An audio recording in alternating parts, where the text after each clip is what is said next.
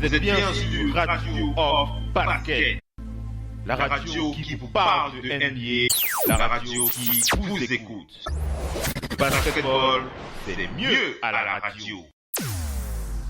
Vous êtes bien sur Radio Off Parquet. La radio qui vous parle de NBA, la radio qui vous écoute. Basketball, c'est mieux à la radio. Downtown. LeBron playing some defense, slapped it away, but at least you play defense for a portion of the game. Well, Dwayne Casey can talk all he wants. I think the biggest voice there, nice bounce pass from LeBron. The teams would start playing real basketball as Curry flips to the corner to DeRozan, and he knocks down a three. You can see the games would get a little heated late third quarter as Kyrie Irving slips one in, take five. So we can see their best shots and we can see their best defense. And as Coach Casey said, you don't want to send the wrong message to fans around the world. Westbrook. And you're on Team LeBron. Harden on a step back three that came up short with Durant having a hand right on the face. And then That's a Bienvenue la famille, bienvenue à toute la famille du basketball. Merci d'être connectés les amis. Vous êtes bien sur votre talk show favori sur le parquet de la Radio Off, Radio Hall of Fame Basket, la radio partenaire officielle NBA. Et bien en direct live avec Oncle Phil Basket. Et nous sommes le dimanche et comme tous les dimanches, c'est l'heure de Total Africa NBA, Total Africa NBA, le show qui nous permet de faire le point sur l'actualité des Africains en NBA. Et on n'oublie pas, bien entendu, la première partie de cette émission est consacrée aux Africains qui sont en NBA, qui ont démarré la saison, comme toutes les stars de la Ligue. On va revenir sur leurs exploits, sur leurs déclarations, sur leurs news. Et bien entendu, il y a beaucoup de choses à dire aussi concernant la NBA. Plein d'infos, plein de news à partager ensemble. C'est uniquement sur le parquet de la radio. On va commencer par les présentations rapidement. On va aller du côté de Angers pour accueillir le Doc ONP qui est avec nous sur le parquet. Bonsoir le Doc. Oui, bonsoir tout le monde. Le Doc, vas-y le Doc, exprime-toi, vas-y. Allô? Dis bonsoir tout le monde. Voilà, bonsoir le Doc ONP. Comment va la forme en ce dimanche soir? Ouais, week-end agité, mais voilà, dimanche de repos, donc ça va. En tout cas, on est très très heureux de te savoir avec nous sur le parquet pour ce Total Africa NBA, premier épisode de ce début de saison. On enchaîne avec Missy qui est du côté de Paris. Bienvenue Missy, bonsoir, comment vas-tu? Bonsoir à tous les auditeurs et encore une fois de plus, on est là, la semaine va démarrer, mais bon, on est là. Voilà, ça nous fait extrêmement plaisir que tu sois là. Sur le parquet, est-ce que tu as une pensée, Missy, avant qu'on enchaîne? Vas-y. Oui, ma pensée du jour, c'est pour Sue Bird. Sue Bird, qui a été vue du côté des Denver Nuggets, on pense qu'elle va peut-être elle aussi être dans le staff coaching des Nuggets. Ce serait une très bonne chose. Ah, oui. C'est l'une des meilleures joueuses de la WNBA. Elle est là depuis des saisons.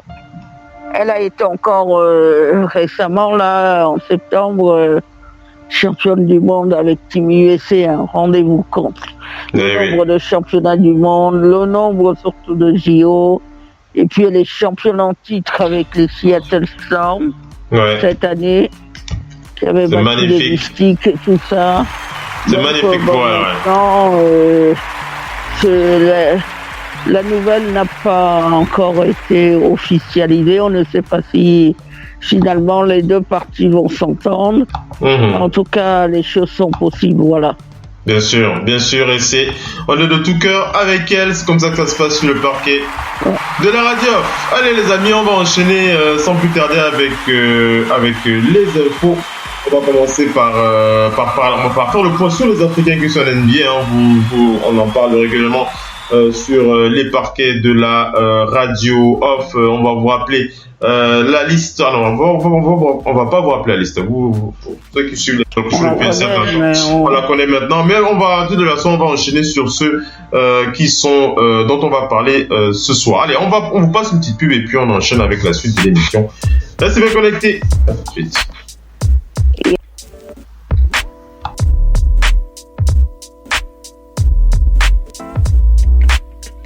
Radio, off, basket, la radio numéro 1 pour tous les fans de basket francophone à travers le monde.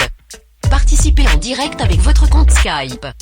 Pour cela, contactez le compte Skype Radio, off, en un seul mot.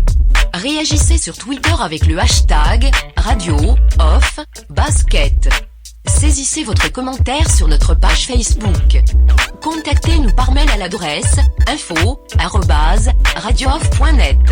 Envoyez-nous un SMS au numéro de téléphone 0044 740 570 45 65. Une seule adresse internet www.radiooff.net. Vous êtes bien sur Radio Off Basket, la radio qui vous parle de NBA, la radio qui vous écoute. Basketball, c'est le mieux à la radio.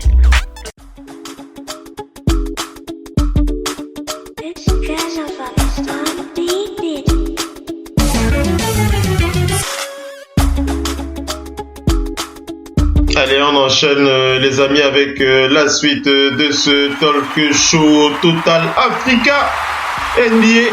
On fait le point sur ces Africains, ces joueurs d'origine africaine ou alors encore ces joueurs ayant une affiliation avec le continent. On va commencer par faire le point sur les joueurs africains ou qui ont joué la nuit dernière, et on fera aussi on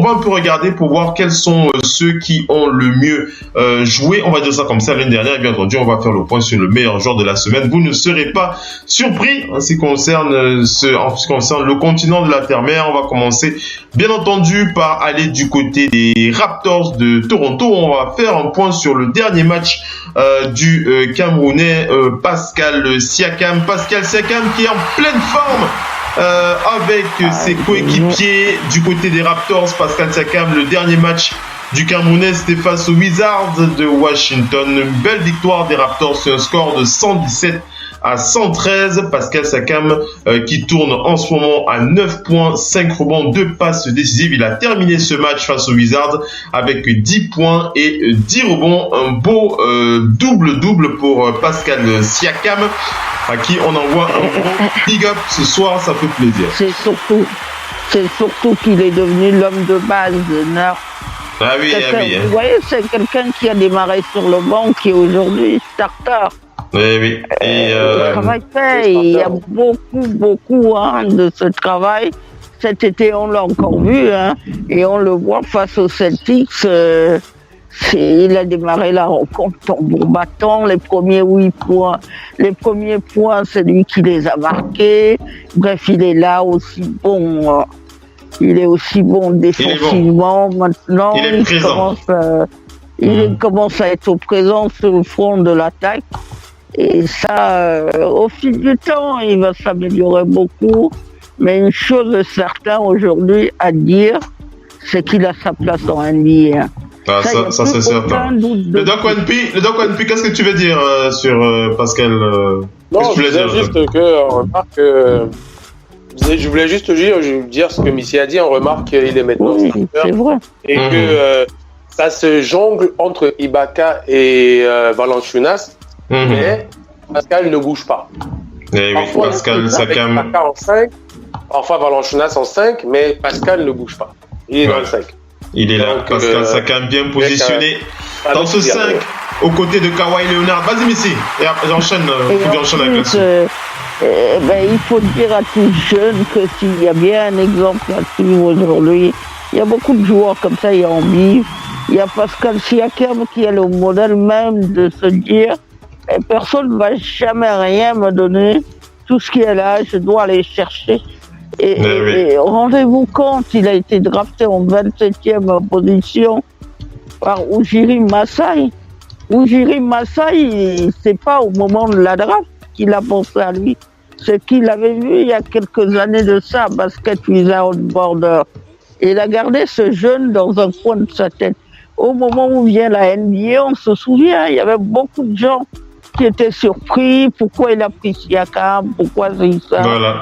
Pascal Siakam qui est super en forme, en tout cas ça fait plaisir. Mais si j'enchaîne, il y a beaucoup de joueurs dont on va parler tout à l'heure. On va parler de OG Anunoby. Donc on va sur le match. On a le match des Raptors face aux Wizards. Je rappelle cette victoire sur un score de 117 à 113. OG Anunoby aussi qui sur ce match était à 29 minutes de temps de jeu, 12 points, 4 rebonds, une passe et une interception. OG Anunoby, le Nigérian qui lui tourne en moyenne à 8 points de rebonds par match. Les deux joueurs qui ont pratiquement la même moyenne de stats. En tout cas pour ce début de saison. On va enchaîner, on va aller du côté des Pacers d'Indiana pour parler du très très jeune Ike Anigbogu qui lui n'a pas autant de temps de jeu que peut avoir Pascal Siakam, puisque le joueur n'a eu que 3 minutes dans la victoire de son équipe face aux Nets de Brooklyn sur un score de 112 à 132. Ike Anigbogu qui n'a joué que 3 minutes pour récupérer un rebond et un contre, voilà, pour le jeune. Mais l'essentiel est ailleurs pour Ike Anigbogu. On rappelle que c'est un très très jeune joueur qui est là, il est vraiment dans sa période de formation avec ces Pacers d'Indiana qui ne vont pas brûler le rookie maintenant. Ils vont vraiment prendre le temps de le façonner. C'est un peu le rôle qu'aura Anigbogu. Il est vraiment en période de formation. Donc voilà, c'est pour vous expliquer pourquoi est-ce que le joueur n'est pas suffisamment utilisé. Il tourne à un rebond, un contre par match. Il n'a pas beaucoup de temps de jeu, ce qui est normal pour les débuts. Par contre, Victor Oladipo, lui, il flambe. Victor Oladipo, qui est en superbe forme en ce moment. On aura l'occasion de revenir sur lui. On va aller. Vas-y, Missy, qu'est-ce que tu veux dire? Juste une chose. Vas-y. Il passait dans l'émission de LeBron James où il était invité avec Mo Bamba. La fameuse émission de LeBron James qui est diffusée sur HBO. Oui. Et il a parlé justement de manière intéressante de ce moment où il a envoyé d'Orlando, il a envoyé au Thunder et tout ça. De ce moment où il comprend que il faut vraiment qu'il améliore son niveau pour être là où il doit être de son basket. Et le travail qu'il a fait énorme, le travail est juste énorme. Du Oladipo qu'on a vu il y a quelques années, drafté en 2e position, au Oladipo qu'on voit aujourd'hui, c'est le jour et la nuit. Victor Oladipo.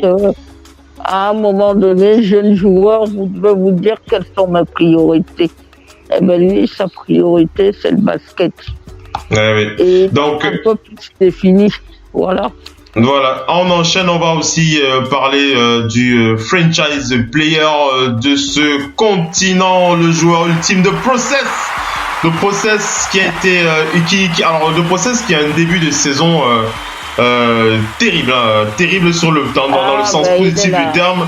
Joel Embiid qui est incroyable d'efficacité, on va dire ça comme ça pour Joel Embiid. Alors écoutez bien, Joel Embiid qui tout simplement qui tourne à 28 points, 10 rebonds, 2 contre en moyenne en ce moment. Joel Embiid, son dernier match face aux Sixers s'est soldé par une belle victoire des Sixers sur un score de 116 à 115. Joel Embiid qui a terminé le game en 34 minutes de temps de jeu. Il a terminé le match avec 32 points, 10 rebonds, 3 passes décisives.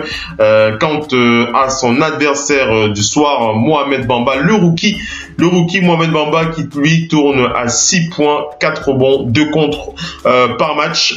Lui, sur ce match face à Joel Embiid, il a terminé le game en 14 minutes de temps de jeu, 5 points, 1 rebond et 2 passes pour le rookie Mohamed Bamba. Mais c'est vraiment la performance de Joel Embiid et aussi la constance, on va dire ça, la constance de Joel Embiid, puisque le joueur avait déjà démarré tambour battant en pré-saison. Il démarrait déjà avec plus de 20 points par match. Joel Embiid qui n'a plus de restrictions sur son temps de jeu. Le joueur qui avait annoncé déjà qu'il avait l'intention de briguer sa candidature pour le titre de MVP cette saison. Joel Embiid qui démarre très très fort. Le Doc NP, ici. Le Doc NP. Oui. Joel Embiid qui démarre fort. Hein. 28, la saison qui vient de démarrer, mais il est déjà à 28 points, 10 rebonds, 2 contre en moyenne par match. 32 points face au Magic d'Orlando encore dernièrement. Joel Embiid qui ne ralentit pas, il va à fond, tambour battant, le Doc. Oui, non, il fait pas dans l'approximation. Déjà dans les matchs de prépa, je le disais, j'étais étonné de voir comment il se ménageait pas dans les matchs de pré-saison. Et maintenant, ça le montre. Le premier match, déjà, il a commencé doucement. Ouais. Il a eu un peu de mal, mais c'était contre la meilleure défense de la conférence. Mais là, il a fait taire ceux qui avaient des doutes sur le premier match, parce que là, il enchaîne que des gros doubles-doubles. Un énorme double-double à plus de 30 points et 10 énorme Joel Embiid, ouais. Et quelque chose me dit, comme il l'a dit, sur une saison, il peut le faire. Ça peut être une moyenne. Il a de grosses ambitions, c'est ce qui est positif. Et je pense qu'il se donne les moyens de ses ambitions. Donc j'espère juste que la blessure ne le guettera pas cette saison, et je pense qu'en fin de saison on peut être surpris. Oui. Mais si après, je dis quand même, on voit encore un peu de jeunesse de la part de lui et ses coéquipiers. On voit bien qu'il y a encore une grosse marge de progression. Ouais. C'est tant mieux, mais ils vont travailler dessus. C'est sûr. Mais si Joel Embiid qui se positionne déjà comme candidat à ce titre de MVP. Il se positionne, on le savait ça venant de sa part, qu'il allait forcément se positionner dans ça. Ouais. Il est un peu comme Giannis en ce moment à l'Est, c'est ces deux joueurs référents. Ouais. Giannis, un peu lui, c'est des joueurs qui sont à fond dans l'intensité et dans l'énergie. Ouais. Quand vous jouez contre eux, vous pouvez pas forcément les ralentir. Donc, quand vous jouez contre eux, vous misez sur le fait que vous allez ralentir certains de leurs coéquipiers. Le problème qu'il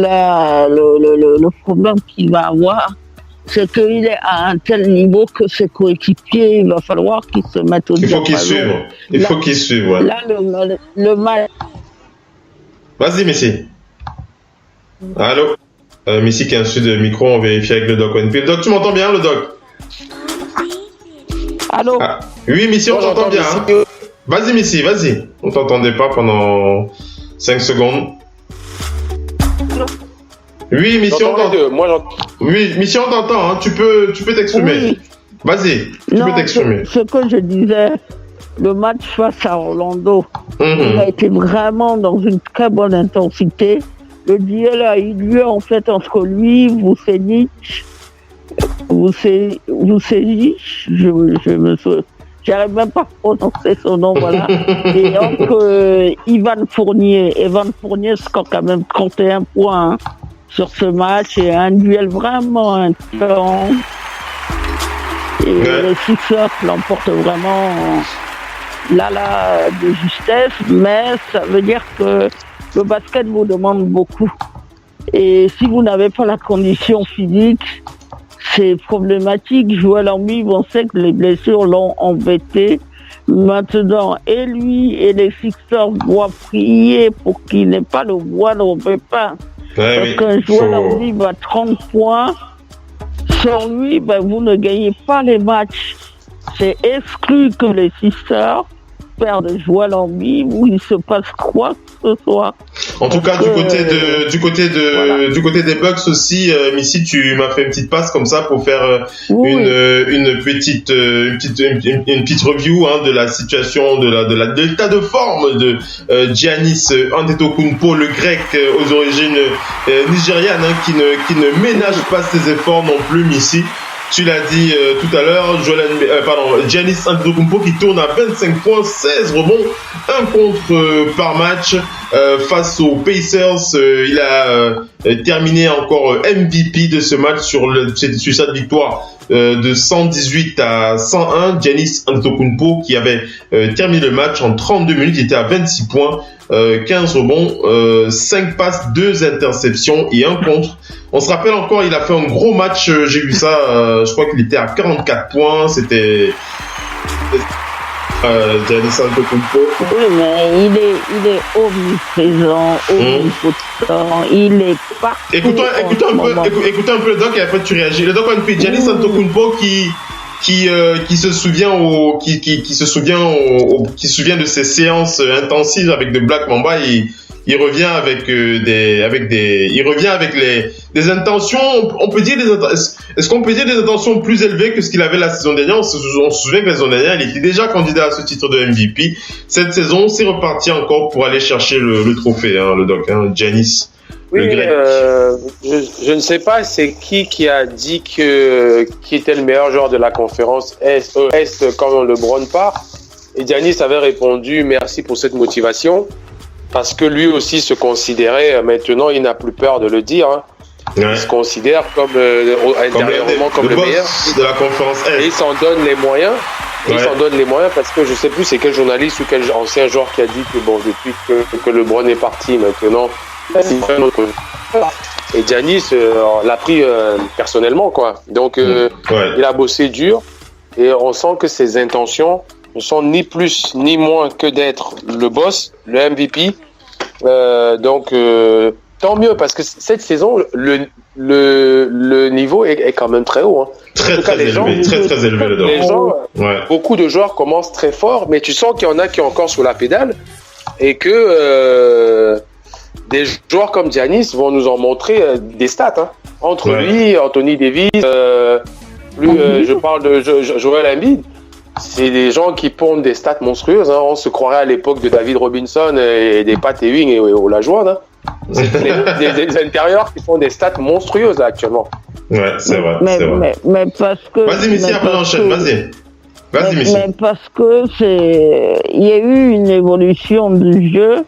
Les jeunes joueurs commencent cette année, ou du moins depuis l'année dernière, à prendre conscience que, quand vous citez les légendes. Oui. Vas-y. Un petit retour ici de mon côté.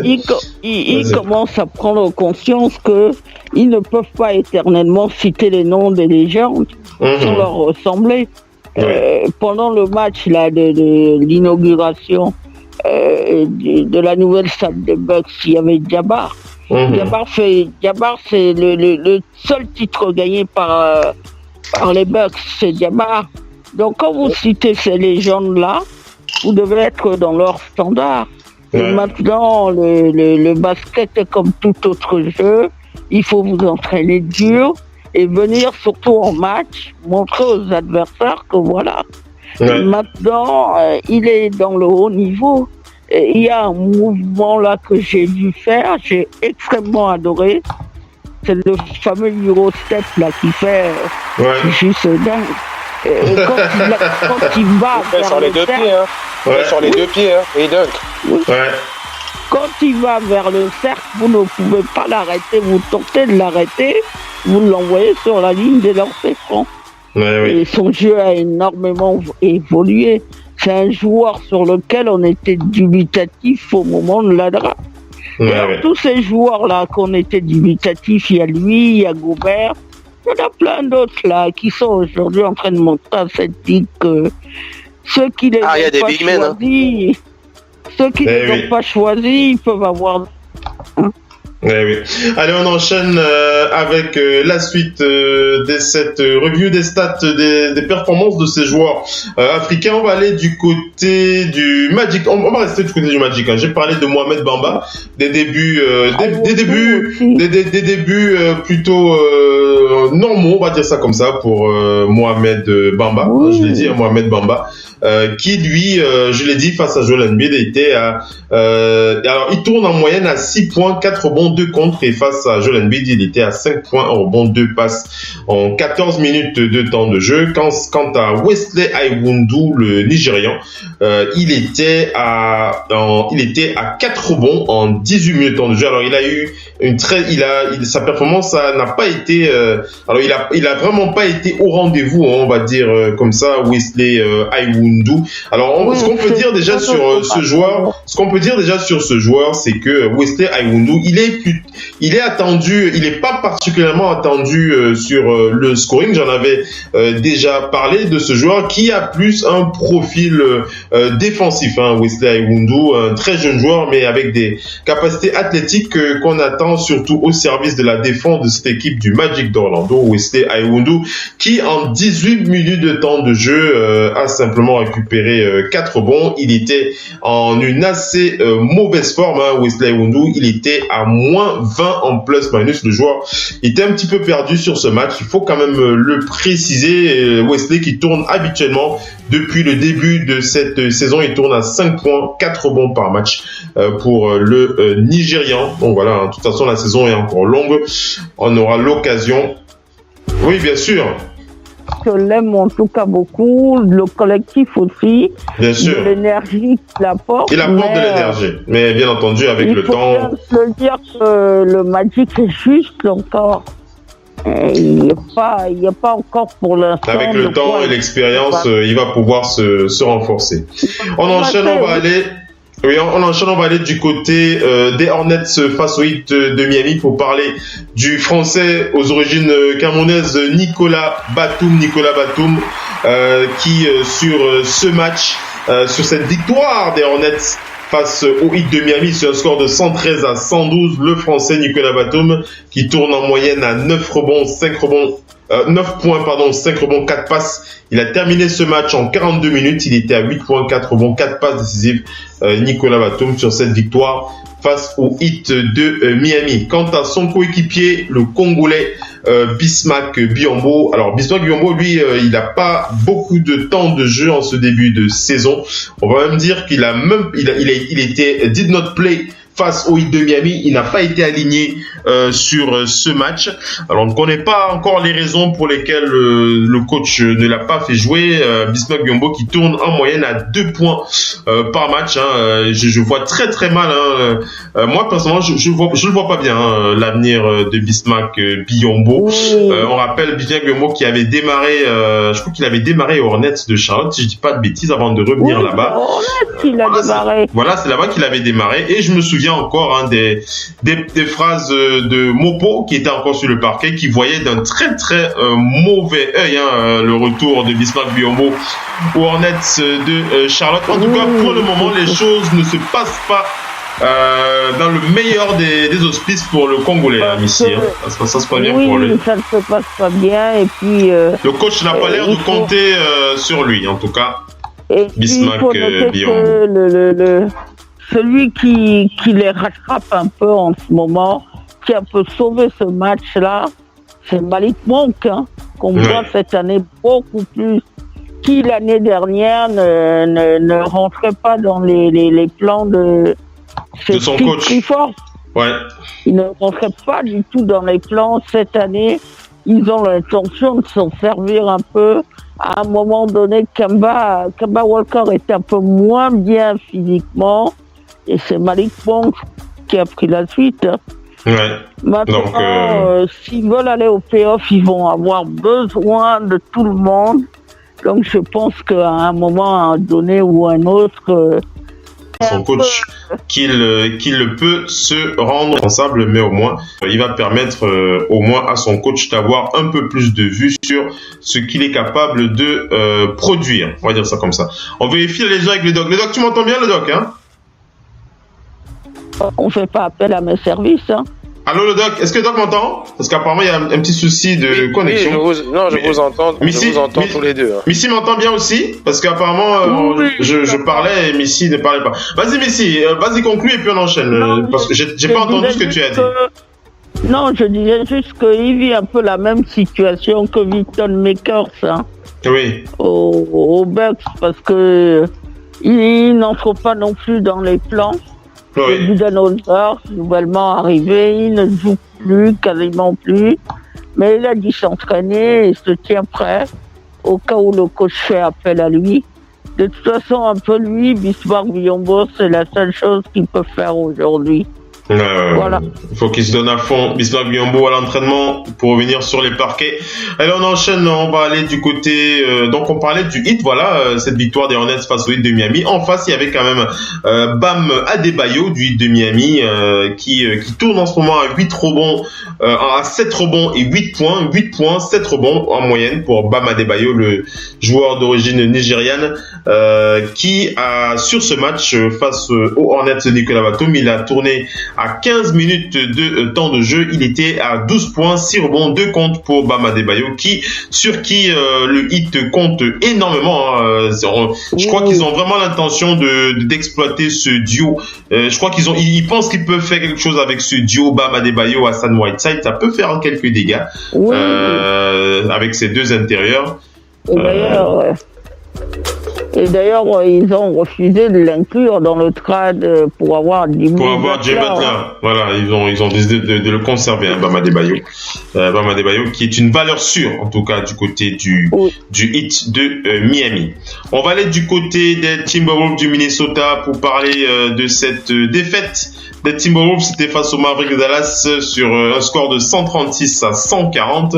Josh Okogie, le Nigérian de cette équipe, qui tourne en moyenne à 6 points, 2 passes et 5 rebonds par match. Il a tourné toujours sur cette même stat en 29 minutes de jeu. Il était à 6 points, 5 rebonds et 2 contres plutôt pour Josh Okogie. On rappelle quand même qu'il était titulaire sur ce match. Josh Okogie, titulaire sur ce match. Quant à son coéquipier, Keita Baptiste Diop, le Sénégalais, qui n'a toujours pas joué depuis le début de la saison. L'intérieur sénégalais n'a toujours pas mis le pied sur le parquet. Il était en did not play face aux Mavericks de Dallas. On espère que Tom Thibodeau va pouvoir laisser le jeune s'exprimer. On aimerait bien voir ce qu'il a dans le ventre. On rappelle qu'il est beaucoup plus, pour ceux qui l'ont pu observer, Keita Baptiste qui est beaucoup plus polyvalent que Josh Okogie. Josh Okogie qui a plus un profil de défenseur, tandis que Keita à l'intérieur, il est beaucoup plus polyvalent. Il a la capacité de marquer un peu plus. Donc voilà. Keita qui est sous la couverture du mentor Gorgui Dieng. Vas-y, Messi. Sans doute, quand il y aura la G-League, on l'envoyera. On va l'envoyer se renforcer un peu. Se renforcer un peu. Keita Baptiste Diop. Quant à Luol Deng, voilà le vétéran Luol Deng sur ce match. Luol Deng qui n'a pas joué ce match aussi. Luol Deng qui n'a pas beaucoup de temps de jeu. Il tourne à 2 points, 1 passe depuis le début de la saison. Il n'a pas joué ce match dans cette défaite face aux Mavericks de Dallas. Et on va terminer avec avec ces Timberwolves du Minnesota, avec le vétéran sénégalais Gorgui Dieng, qui lui, depuis le début de la saison, tourne à 11 points, 5 rebonds face aux Mavericks de Dallas. Il tournait sur les mêmes bases, en 14 minutes de temps de jeu, il était quand même à 10 points. 6 rebonds, 1 passe, 1 interception pour le Sénégalais Gorgui Dieng, pour qui on espère quand même que cette saison il aura un peu plus de temps de jeu. On rappelle que la saison dernière, son temps de jeu avait été drastiquement bas. Et on rappelle qu'il y a encore 2-3 ans, il était l'une des valeurs sûres de cette équipe des Timberwolves. Et puis Tom Thibodeau, lui, ne compte pas trop sur le vétéran il avait carrément baissé son temps de jeu. On espère que il va pouvoir revoir un petit peu son coaching du vétéran. 14 minutes de temps de jeu face aux Mavericks, 10 points, 6 rebonds, 1 passe. Missy, 14 minutes. C'est quelqu'un qui est extrêmement efficace sur un terrain. C'est dommage qu'on ne lui donne pas plus sa chance dans cette ligue. C'est vraiment dommage. Encore plus de belles choses, mais bon, la NBA est un business et c'est le business de la NBA. Oui. Le Doc NP, le temps de jeu de Gorgui Dieng qui baisse chaque année là. On espère que cette année, Tom Thibodeau va pouvoir le laisser un peu s'exprimer. Alors, c'est un vétéran qui toujours aussi efficace. Hein. Encore 14 minutes hier, 10 points. Donc, il est toujours aussi efficace. Hein. Donc, il faut le laisser le jouer quand même, Tom Thibodeau. Il sait jouer. Oui, effectivement, il faudrait un peu plus de temps, vu que en plus l'équipe, ça ne marche pas bien, ce qu'il met en place. Donc, il faudrait qu'il change un peu. C'est le moment de chercher des trucs. Il a voulu absolument que son joueur là reste au lieu de préparer la saison avec les autres. Il est resté pour l'instant. Ça ne change pas grand-chose. Bon, hier, il n'a pas joué contre Dallas, mais les matchs d'avant, il a joué. Se passait pas. Ils n'ont pu battre que les Cavs, que tout le monde pourra battre. Mais donc, il faut qu'il tente des choses. J'ai espoir pour l'OL que déjà il qualifie le Sénégal pour le championnat du monde et qu'il aille faire des gros championnats. Pour Gorgui, excusez-moi, et que les championnats du monde soient pour lui cette exposition mondiale qu'il mérite tant, parce qu'on sait qu'il va faire des grosses stats, une belle Coupe du Monde. Ouais, une belle Coupe du Monde, Gorgui Dieng. Un joueur NBA, il lui manque qu'une compétition internationale à jouer pour avoir une belle carrière. Hein, donc, il l'a déjà fait dans le passé, dans les Coupes du Monde. Hein. Ouais, Gorgui Dieng. Le Sénégal, vraiment. Gorgui Dieng. Allez, on enchaîne. On va prendre des nouvelles de Salah Mejri, le Tunisien des Mavericks de Dallas, qui lui, face aux Timberwolves de Gorgui Dieng, n'a pas été aligné. Il était en did not play. Salah Mejri qui tourne en ce début des saisons à 3 points, 4 rebonds, 1 contre. Voilà un autre joueur comme ça qui va participer à cette fabuleuse Coupe du Monde qu'on attend de voir. Ce sera du côté de la Tunisie avec le vétéran Salah Mejri qui n'a pas été aligné face au Mavericks, mais on espère quand même qu'il sera puisqu'il est prévu qu'il soit quand même le backup de DeAndre Jordan cette saison. Il devrait pouvoir avoir d'autres opportunités de montrer à son coach qu'il peut aider son équipe. On va aller du côté des Spurs cette fois. Les Spurs face aux Blazers de Portland avec le très jeune rookie. Alors je vais pas l'appeler un secret bien gardé de Greg Popovich, mais généralement quand Greg Popovich sélectionne un rookie comme ça aussi bas, c'est qu'il a une petite idée derrière la tête. Il s'agit de Chimezie Metu, le Nigérian Chimezie Metu. Chimezie Metu qui a été aligné face aux Blazers de Portland. Il a eu 3 minutes de temps de jeu, suffisamment pour marquer 2 points et récupérer 2 rebonds. On rappelle que c'est sa moyenne de points cette saison, enfin ce début de saison. Chimezie Metu qui tourne à 2 points, 2 rebonds, 1 contre. Pour l'instant, il n'a pas beaucoup de temps de jeu, c'est normal, c'est un rookie, mais Greg Popovich qui a de forts espoirs sur ce joueur. On va revenir sur lui tout à l'heure. Il s'est exprimé dans un média où il a parlé de son amour pour cette équipe nationale du Nigeria pour laquelle il a bien l'intention de jouer. Oui, il a bien l'intention de jouer pour le Nigeria. Ouais, Chimezie Metu. Un autre joueur nigérian qui a son adversaire du soir, c'était la nuit de samedi, Al-Farouq Aminu, qui lui revient en forme, on va dire ça comme ça. Al-Farouq Aminu qui a été longuement blessé. Il a été longuement gêné par des problèmes de blessure. Face aux Spurs, il était en forme. Al-Farouq Aminu, puisqu'il avait récupéré son statut de titulaire. En 29 minutes de temps de jeu, il était à 10 points, 6 rebonds, le Nigérian Al-Farouq Aminu qui tourne en ce début de saison à 7 points, 6 rebonds, 1 contre Al-Farouq Aminu. On va écouter un extrait de ses déclarations. Al-Farouq Aminu qui s'est exprimé sur la densité de cette conférence Ouest cette saison, et il a aussi parlé de l'arrivée, enfin de l'impact que va avoir l'arrivée de LeBron James à l'Ouest. On va écouter Al-Farouq Aminu. Alors Al-Farouq Aminu, juste pour moi le temps de récupérer le visuel. Alors l'enregistrement d'Al-Farouq Aminu. Alors on va le positionner. Le temps de le positionner, on va vous passer une petite pub. On passe une petite pub, le temps de positionner ce truc là. On revient à tout de suite les amis.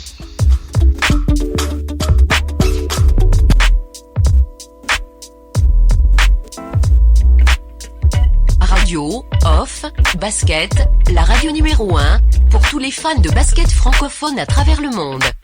Participez en direct avec votre compte Skype. Pour cela, contactez le compte Skype Radio, off, en un seul mot. Réagissez sur Twitter avec le hashtag Radio Off Basket. Saisissez votre commentaire sur notre page Facebook. Contactez-nous par mail à l'adresse info@radiooff.net. Envoyez-nous un SMS au numéro de téléphone 0044 740 570 45 65. Une seule adresse internet www.radiooff.net. Vous êtes bien sur Radio Off Basket, la radio qui vous parle de NBA, la radio qui vous écoute. Basketball, c'est les mieux à la radio.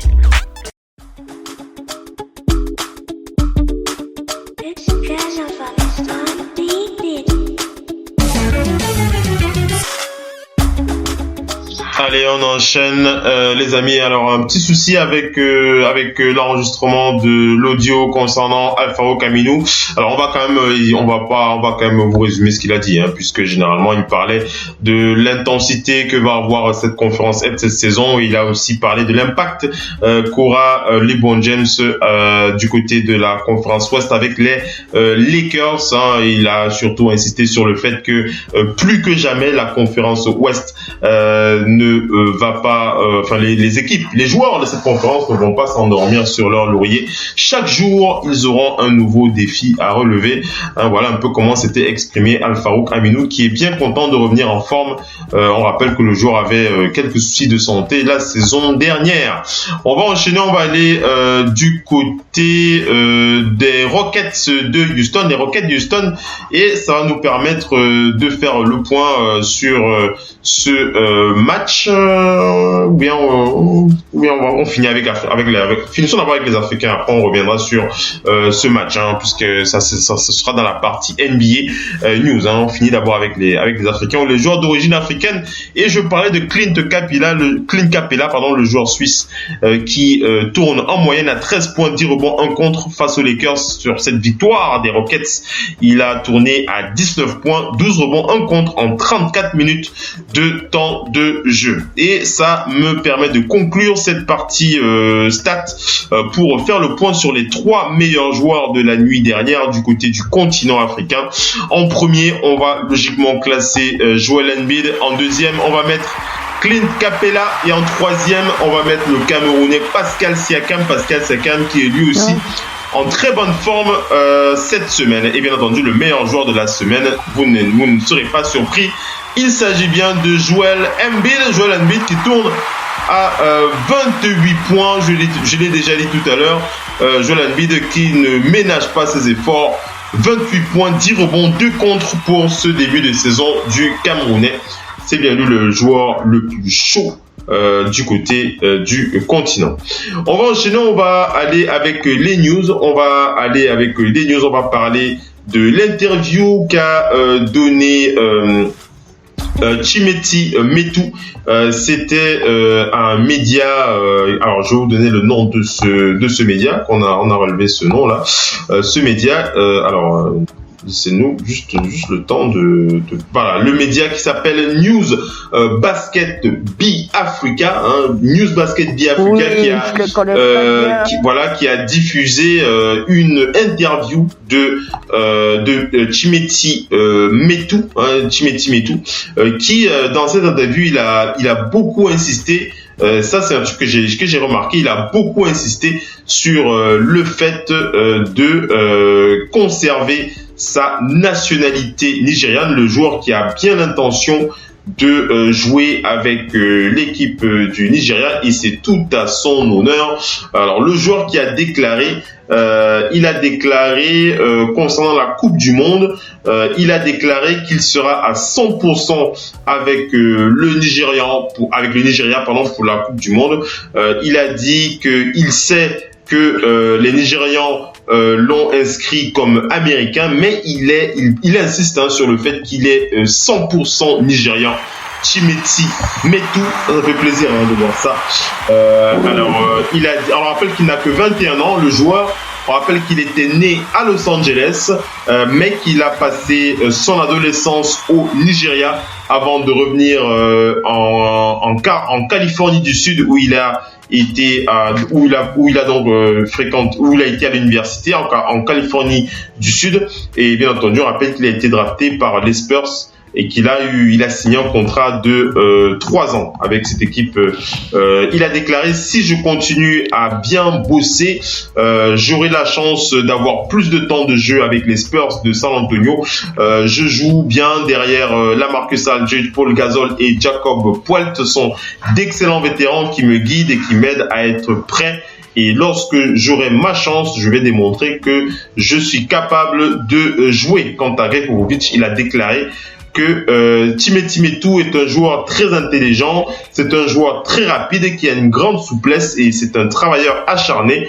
Greg Popovich qui a à cœur de former, de modeler ce jeune Nigérian, Timothy Metu. Je termine, après tu réagis, Missy.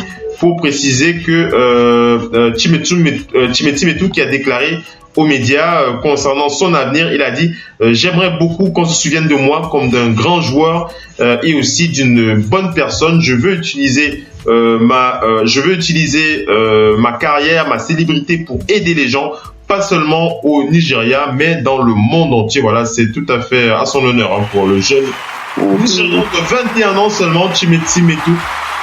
Qu'est-ce que tu voulais dire sur le jeune Nigérian? Oui, ce que je dis, c'est que aller au sport, c'est aller à bonne école.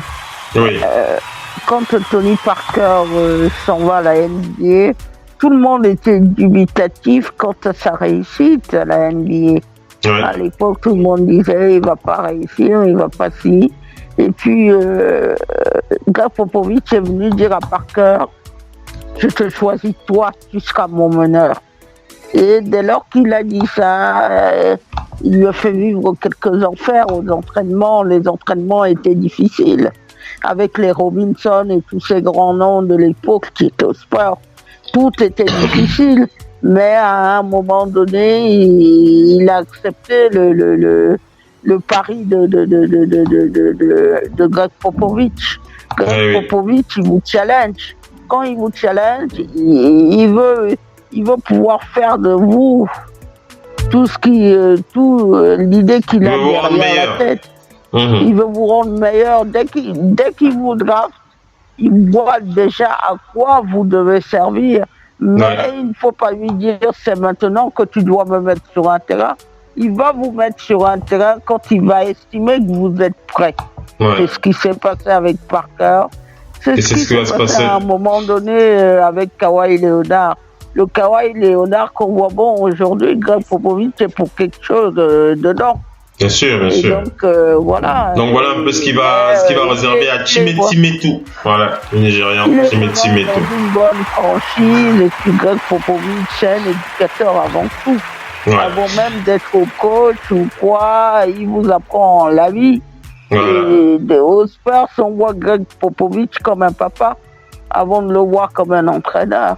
Voilà. Donc voilà. Allez, on enchaîne, on va aller du côté du Thunder d'Oklahoma City pour parler du français aux origines congolaises. Il me semble, il s'agit de Luau Cabarrot, Timothée Luau Cabarrot, qui lui, pour l'instant, il n'a pas encore été aligné. Le français Luau Cabarrot qui n'a pas encore été aligné. Son coéquipier Amidou Diallo, le Guinéen, lui, a réussi à arracher 8 minutes comme ça à Didier Donovan. Mais pour l'instant, le français, lui, n'a pas encore été mis sur le parquet. Il s'est exprimé il y a encore quelques jours au média Talk Basket.net où il a notamment parlé il a un peu comparé ce qu'il pense des fans des Sixers et des fans d'Oklahoma City. On va faire réagir le doc là-dessus et Missy qui va réagir après. Le doc? Oui. Et écoute un peu ce que dit Timothée Luau Cabarrot. Alors, la question qu'on lui a posée, quelles sont ses attentes pour cette année? Il a dit, les objectifs de l'équipe sont clairs, c'est d'arriver en play-off, d'arriver au moins en finale de conférence, le Thunder d'Oklahoma City, et de jouer au basket le mieux possible. Ils le veulent effacer ce qui s'est passé ces 2 dernières années. Et quant à lui-même, ses objectifs personnels, il veut être un meilleur joueur. En tout cas meilleur que de ce qu'il a été ces 2 premières années du côté de Philadelphie, et il pense qu'à Oklahoma City, ce sera une bonne opportunité pour lui et l'équipe de construire quelque chose ensemble. Il pense vraiment qu'ils peuvent aller très loin. Ils ont un bon groupe. Il pense il dit que ses coéquipiers lui facilitent assez la tâche à l'entraînement notamment. Pour l'instant, il n'a pas encore joué, mais ses coéquipiers lui facilitent assez la tâche. Alors, concernant la question sur laquelle je voulais que tu réagisses, le Doc ONP, il a comparé les fans des Sixers et les fans d'Oklahoma City, et il a dit les fans d'OKC sont très différents des fans des Sixers. Il dit, je pense que la foule et les fans sont un peu pareils, mais la façon dont on vous encourage à Oklahoma City est un peu plus forte et un peu plus passionnée. À Philadelphie, les fans sont assez géniaux, mais ils ont cette particularité de s'attendre toujours à un résultat de votre part, et lorsque vous n'avez pas atteint le résultat qu'ils attendent de vous, ils n'hésitent pas une seule seconde à vous huer sur place, les fans des Sixers de Philadelphie. Il dit, lorsque vous ratez un tir, vous entendez « Oh, il est nul !» Des choses comme ça.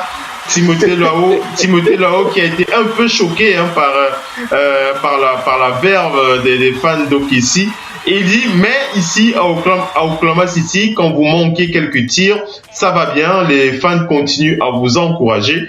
Si vous jouez à 100%, que vous démontrez de l'amour à vos fans, ils vous aimeront et ils vous encourageront chaque jour. Donc voilà, il marque un peu cette différence avec les fans des Sixers qui, eux, ne pardonnent pas les petites erreurs lorsqu'on compare avec les fans d'OKC qui, eux, sont un peu plus... ils laissent un peu couler, on va dire ça comme ça. Donc, comment tu as envie de réagir quand tu entends Timothée parler comme ça? Oui, en fait, il donne juste... Allô?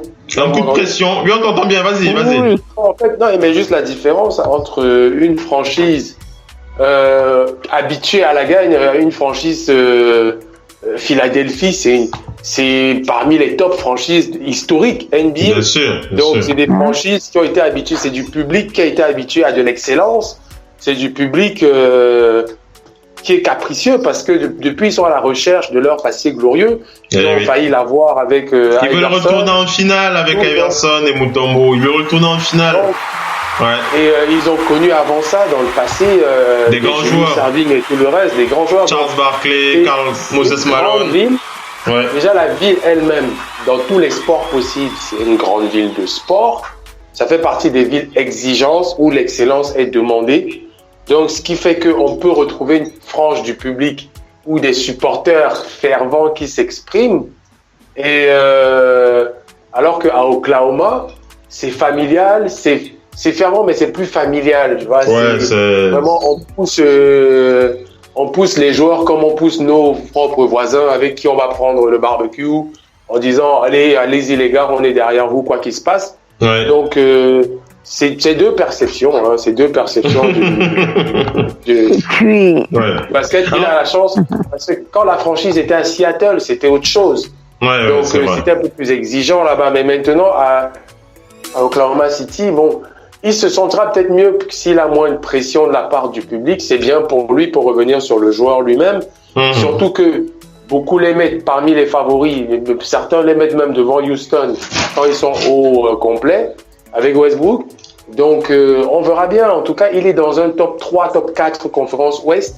Il était l'année dernière dans un top 4, 5 conférence Est. Il reste dans les tops. Il va jouer les playoffs. Donc, pour le joueur, Timothy lui-même, c'est très intéressant. Ouais. C'est toujours... Après, certains préfèrent dans une franchise avoir plus de temps dans une franchise plus faible. Mais certains ont cette préférence d'aller loin, de sentir la pression des équipes qui vont jouer les playoffs, qui vont se battre pour le titre. Donc, ça fait grandir plus vite et tant mieux pour lui. Tant mieux pour lui. Alors, Missy, avant que tu réagisses, je lis sa dernière réaction. On lui a posé la question, qu'est-ce qu'il pense de la concurrence au même poste qu'il a avec le Guinéen, le New-Yorkais d'origine guinéenne, Hamidou Diallo et Terence Ferguson. On rappelle que les 3 joueurs jouent au même poste.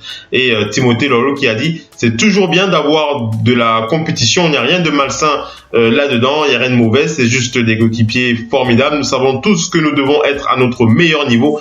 Nous devons jouer à 100% chaque fois pour nous améliorer.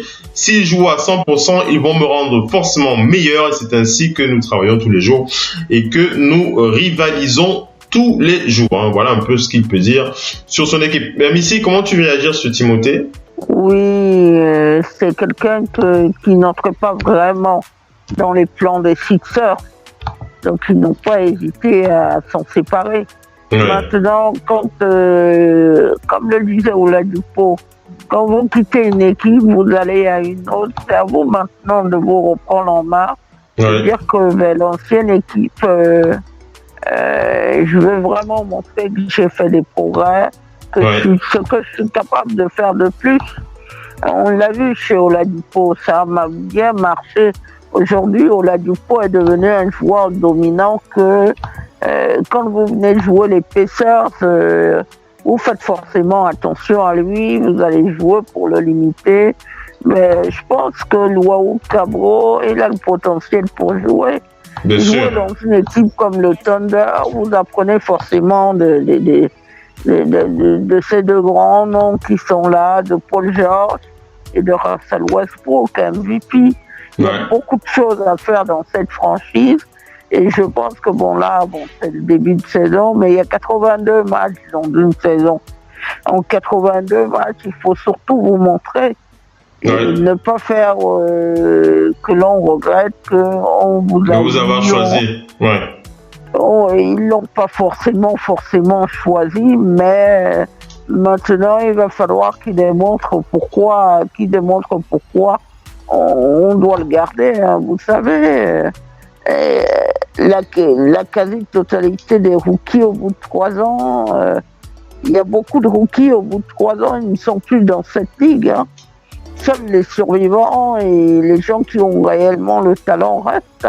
Il y a beaucoup de noms qu'on a connus comme ça. Il y a même des joueurs qui ont des bagues de champion, notamment le Nigérian là, qui était champion avec les Warriors. Et il ne joue plus, on ne l'a plus jamais revu.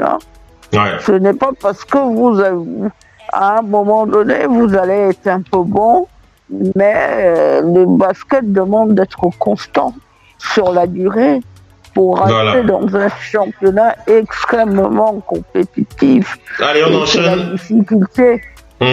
Voilà. Enchaînons, on va aller du côté du Camerounais Luc Mbamute et les Clippers de Los Angeles. Luc Mbamute qui va affronter très très prochainement son ancienne équipe, les Rockets de Houston.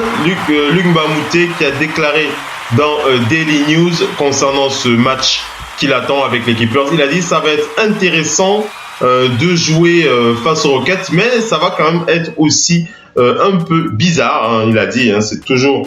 Il dit ça va être un petit peu bizarre de jouer face à cette équipe. Nous avions une très bonne équipe dans le passé avec les Rockets. Ça va être quelque chose de spécial de jouer face à eux. Ça va être bizarre, mais j'ai quand même hâte d'être face à mon ancienne équipe, à mes anciens coéquipiers, James Harden et compagnie. On rappelle que Luc Mbamute a signé 1 an avec les Clippers pour 4,3 millions de dollars pour son retour en mois de juillet.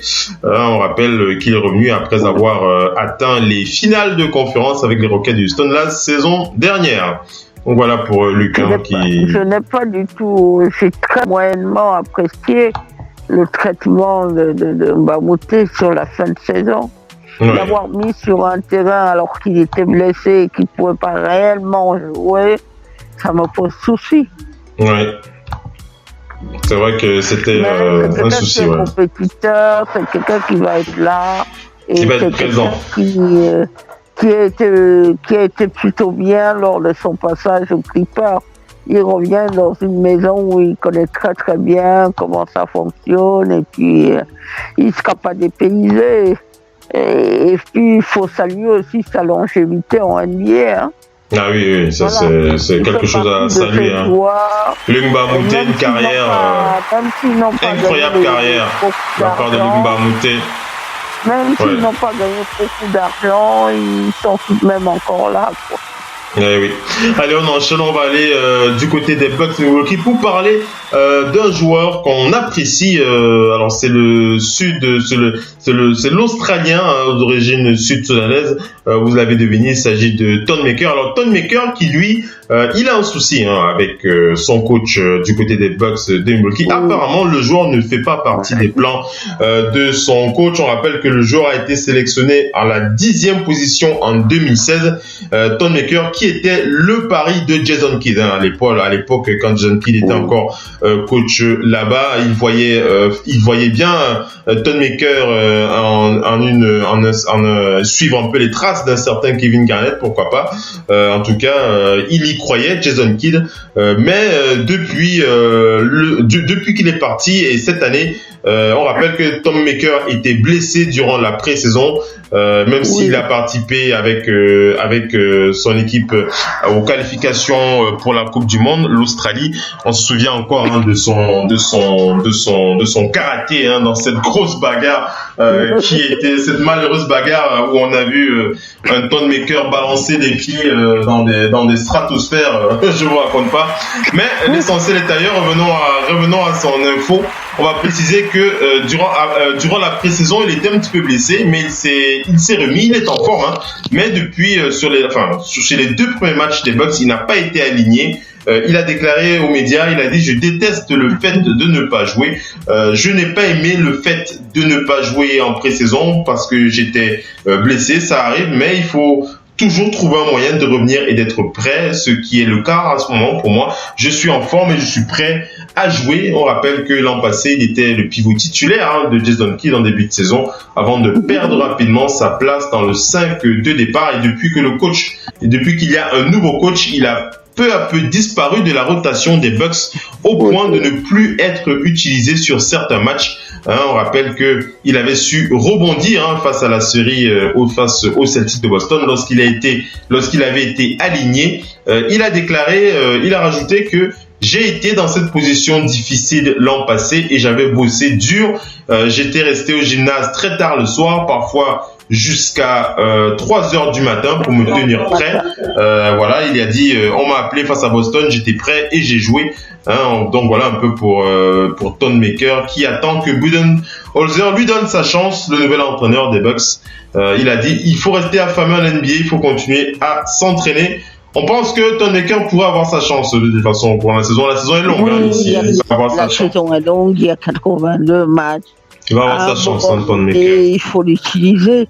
Pour l'instant, les Bucks, ils ont gagné, je crois, tous leurs matchs en ce début de saison. Et ils essayent surtout d'installer leur jeu, de voir déjà les premières rotations. Ouais. C'est ça aussi la question. Bon, quand vous appelez les Warriors, vous savez à peu près comment vous jouez. Vous êtes un champion en titre, vous avez les mécanismes. Quant à ce qui est d'une équipe comme les Bucks, nouveau coach, on tente plutôt de corriger ce qui n'a pas bien été la saison passée. Et pour l'instant, Thon Maker n'entre pas dans les plans. Ouais, Thon Maker, on espère qu'il aura sa chance, ses minutes de temps de jeu, qui si chèrement, qui se gagne aussi difficilement, en tout cas du côté de la NBA. Qui se gagne si difficilement, mais aussi si chèrement. Si chèrement, voilà. Voilà, c'est cher. C'est vrai que c'est cher, c'est cher. C'est pas facile. Allez, on enchaîne, les amis. On va clôturer. On a clôturé, voilà, cette partie totale Africa NBA avec les news de ces Africains. En NBA, on va passer à la deuxième partie, deuxième et dernière partie. On va passer aux news de la Ligue. On va notamment revenir sur ce dossier Lakers Rockets de Houston. Les dernières news concernant le fight, on va dire ça comme ça, entre Rajon Rondo et Chris Paul. Restez bien connecté à tout de suite.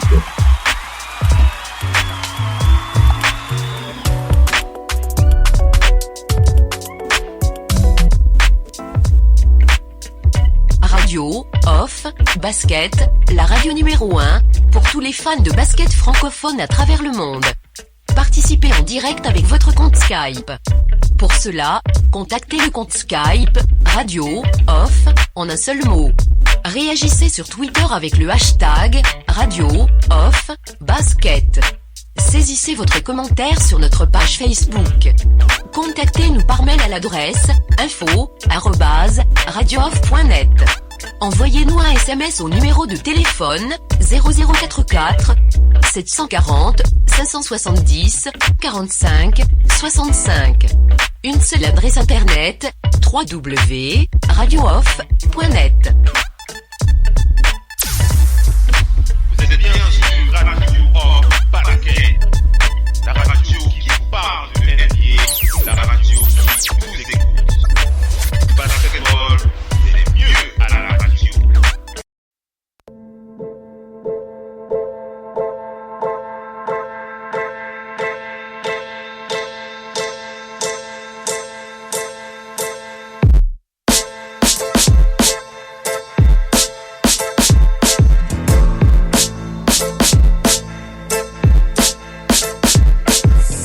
Allez les amis, on enchaîne avec la suite de l'émission. Nous sommes dans les news de la NBA et on va faire le point sur les dernières infos concernant ce dossier Lakers Rockets de Houston.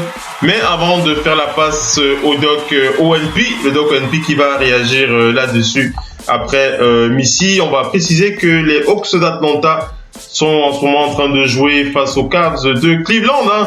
En ce moment, nous sommes au deuxième quart-temps. Il reste 8 minutes à jouer dans ce deuxième quart-temps. Excusez-moi, on entend un gros bruit là, c'est assez désagréable.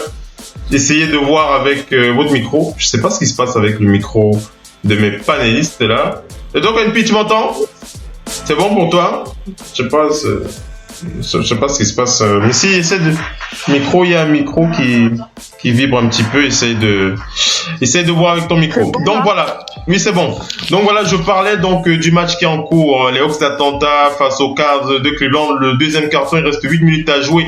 Dans ce deuxième carton, 46 pour les Cavs, 34 pour les Hawks d'Atlanta. Trae Young, meilleur scoreur des Hawks avec 9 points, 1 rebond, 2 passes. Kevin Love qui mène la danse du côté des Cavs avec 10 points, 5 rebonds, 1 passe. On va garder le fil rouge de ce match qui est actuellement en direct. Donc on fait le point sur cette alors on va pas revenir sur ce qui s'est passé, on va pas revenir sur ce qui s'est passé, mais on va vous donner les dernières réactions.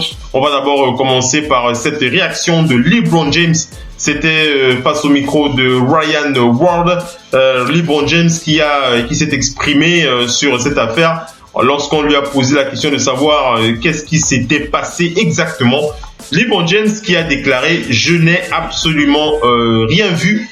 Je n'ai rien vu, je ne sais pas ce qui s'est passé. Je suis juste venu pour séparer les joueurs. » Et après le match, on lui a demandé est-ce qu'il a parlé à ses coéquipiers, est-ce qu'il a parlé à son coach. Il a dit « Je n'ai rien dit à mes coéquipiers, je n'ai rien dit à mon coach après le match. Nous allons continuer à jouer les prochains matchs et nous irons mieux. Donc il n'y a pas de souci pour LeBron James.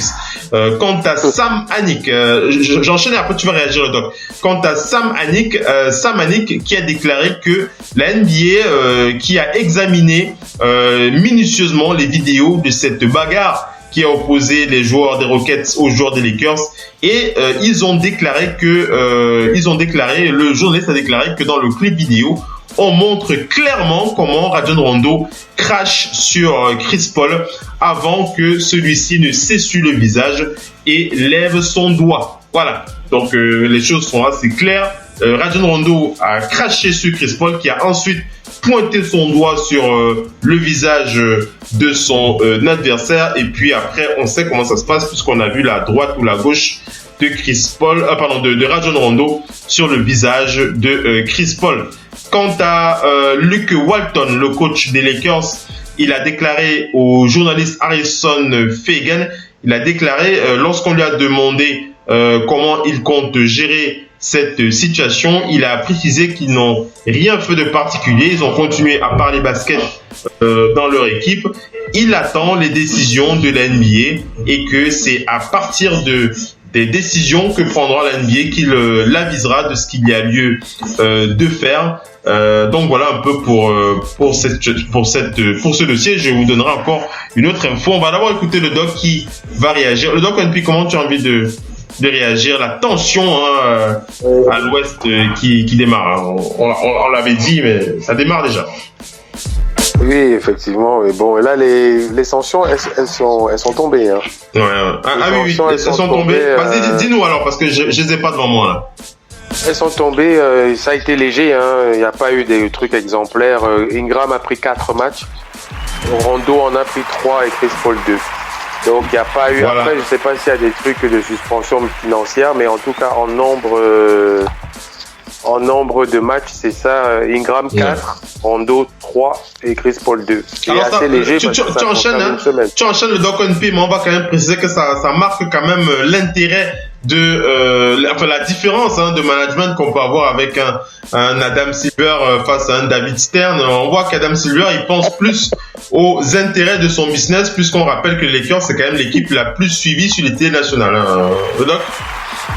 Effectivement, on peut se dire quand même que les deux protagonistes, surtout Ingram, je peux me dire que Rondo, le travail de vidéo pouvait mettre plus de temps par rapport à une sanction. Mais Ingram, ça devait tomber directement parce qu'il était très très nerveux déjà en poussant Harden, en cherchant la bagarre. Peut-être que Harden a joué malin, comme tout basketteur fait face à lui, mais sur Harden, on ne sait pas ce qu'il y a dissocié dans sa tête. Et en revenant se mêler, en sortant le coup de poing d'un truc qui ne le regardait même pas. Donc, Ingram, moi, je m'attendais vraiment au type de suspension qui touche au moins sur 1 mois. Moi, je m'attendais vraiment à ce truc qui fait que un mec ne s'échauffe pas comme ça pour vraiment créer. Les deux autres, je peux me dire, entre eux, une enquête pouvait permettre de donner des suspensions plus ou moins légères, ça dépend. Mais quoique le crachat, par exemple, au foot, ici est plus grave que le coup de poing. Le crachat est signe vraiment de mépris dans d'autres sports. Maintenant, là-bas, ils ont décidé plus ou moins que les Lakers ne devraient pas aussi être autant suspendus parce que c'est 2 des 4 éléments les plus importants de cette équipe, voire même des 3 avec le LeBron James, sans que je compte Kuzma, mais c'est 2 des 4 les plus importants. Donc les Lakers s'en sortent très bien. Tant mieux pour eux, tant mieux pour nous qui voulons voir les équipes au complète, mais ça montre, comme tu dis, c'est 2 managements différents. Après, il faut aussi dire que Silver, Chris Paul qui a eu 2 matchs, 2 matchs de suspension pour Chris Paul. Chris Paul, lui, il a réagi à un crachat et il a mis le doigt. Donc, il est quand même mêlé. Il devait avoir quelque chose. Ça, on peut le comprendre. Parce qu'il a répondu aussi par un coup de poing. Il faut dire qu'il a aussi donné des coups de poing ensuite. Mais bon. Par contre, je parle de différence de management. Mais attention, parce que Stern avait fait des grosses suspensions parce que des joueurs s'étaient mêlés avec le public aussi. Oui, c'est vrai. Là, c'est entre joueurs. Les Knicks face aux Pacers d'Indiana dans les années 2000, je sais pas.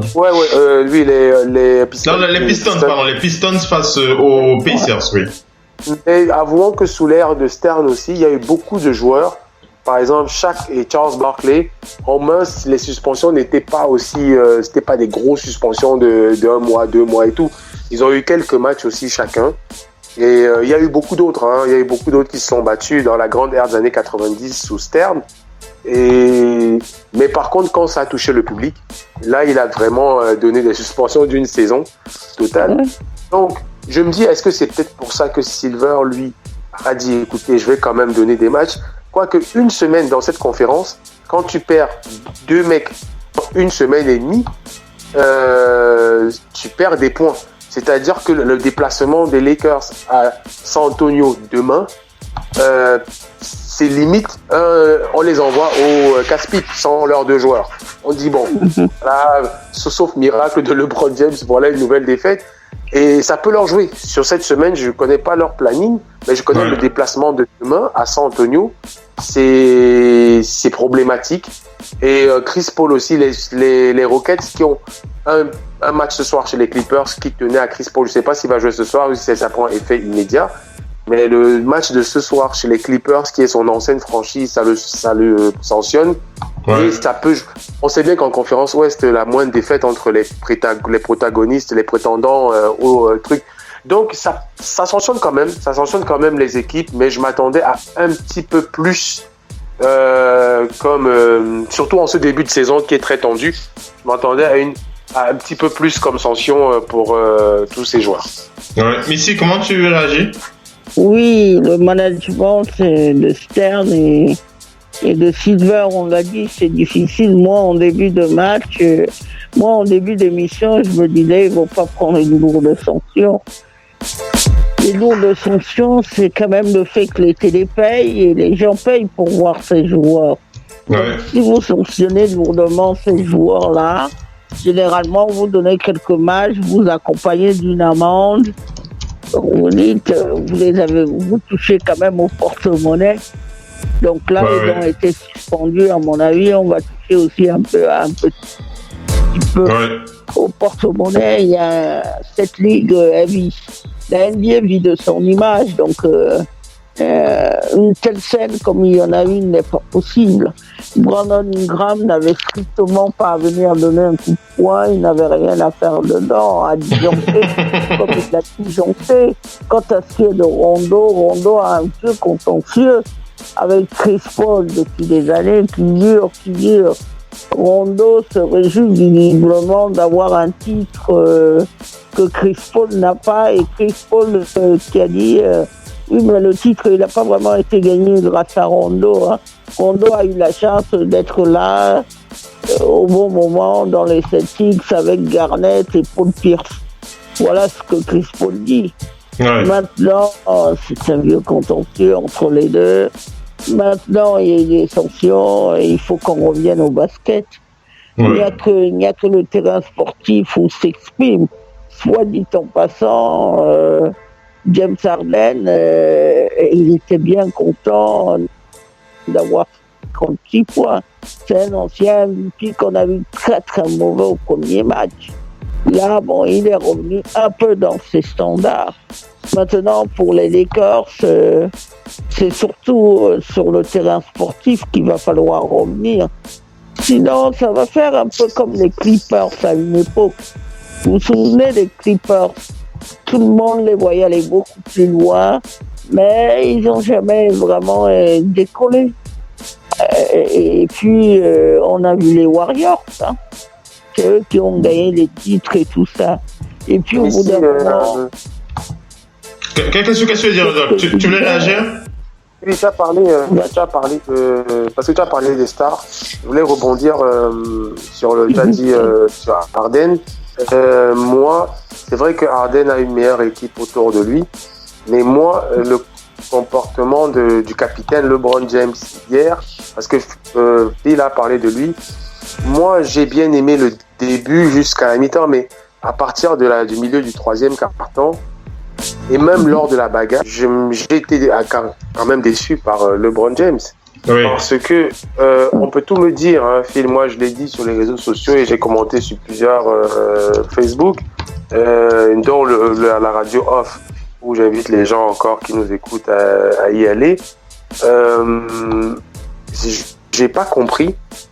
LeBron a vraiment ce côté amical, protecteur, brother comme il dit, qui parfois surpasse son rôle de coéquipier modèle. C'est-à-dire que moi, je l'ai vu déjà perdre ses armes après cette bagarre, déjà juste au début, juste un peu avant une action avant, mais après ça, je l'ai pas vu pousser ses coéquipiers. La révolte, parfois une bagarre comme ça, quand ton coéquipier a été expulsé, ça crée la révolte surtout devant ton public. Et toi, la star, ça crée la révolte. En général, c'est dire, vous avez fait expulser, on va vous rentrer dedans maintenant. Mais c'est le contraire. Non seulement moi, lors de la bagarre, un capitaine prend son joueur, mène loin. Il ne prend pas le joueur adverse parce que c'est son pote. Tu peux séparer sur le coup, mais après, c'est au capitaine de prendre son joueur, son coéquipier, parce qu'il a dit sur une vidéo, quand vous tombez, restez au sol, c'est l'un de vos frères, il appelle frère, qui va venir vous redresser dans votre coéquipier. Moi, si tu utilises le mot frère, tu peux pas laisser qu'il y ait une bagarre. Sur la séparation, il faut séparer tout le monde.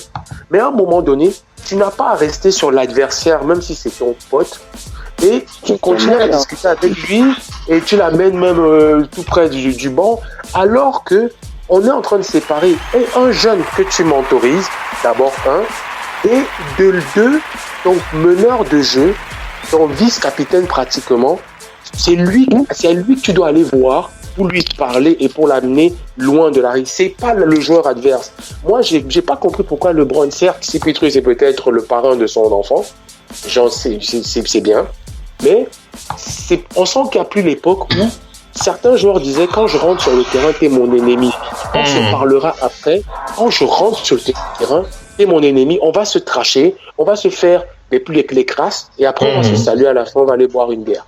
Mais j'ai eu l'impression que cette bagarre qui devait profiter aux Lakers parce qu'ils n'étaient pas loin à ce moment-là. Ouais, ils auraient pu avoir le momentum, ouais. Sur leur parquet, le public devait pousser et avoir un esprit de vendetta et dire, vous avez fait expulser 2 de nos joueurs.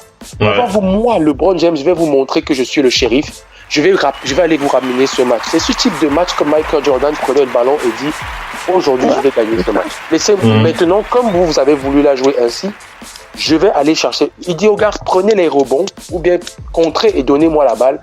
Je m'en vais mettre ces points. Mais j'ai eu l'impression, après ça, LeBron n'a mis que 2 lancers sur une faute et le reste, il driblait, il faisait des passes pour prendre des tirs à 3 points par Lonzo Ball. C'est pas Lonzo Ball qui est un tireur à 3 points. Tu ne confies pas un match où comme ça. Une victoire hier, je pense que psychologiquement, ça aurait fait démarrer la saison de ces Lakers de la meilleure des façons. Une victoire sur les Rockets, franchement, ils auraient démarré la meilleure des façons en disant on s'est révolté.